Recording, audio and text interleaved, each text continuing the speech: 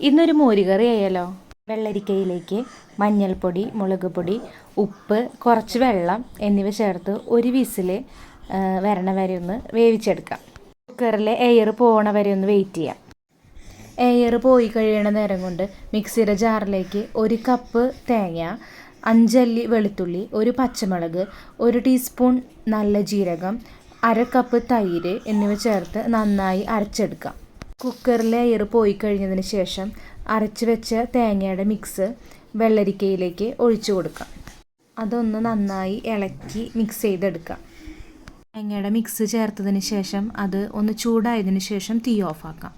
ഒരു ചീനച്ചട്ടി അടുപ്പത്ത് വെച്ച് അതിലേക്ക് കുറച്ച് വെളിച്ചെണ്ണ ഒഴിച്ച് വെളിച്ചെണ്ണ ഒന്ന് ചൂടായി വന്നു കഴിഞ്ഞാൽ അതിലേക്ക് ഉലുവ, കടുക് എന്നിവ ചേർത്ത് ഒന്ന് പൊട്ടി വന്നതിന് ശേഷം ഉണക്കമുളകും കറിവേപ്പിലയും ചേർത്ത് നന്നായി ഒന്ന് മൊരിയിച്ചെടുക്കാം. അത് മൊരിഞ്ഞ് വന്നാൽ അതിലേക്ക് കുറച്ച് മഞ്ഞൾപ്പൊടി ചേർത്ത് അതൊന്ന് ചൂടായതിന് ശേഷം കറിയിലേക്ക് ഒഴിക്കാം. ചോറിൻ്റെ കൂടെ കൂട്ടാൻ പറ്റിയ നല്ല അടിപൊളി മോരുകറി ഇവിടെ റെഡി ആയിട്ടുണ്ട് കേട്ടോ.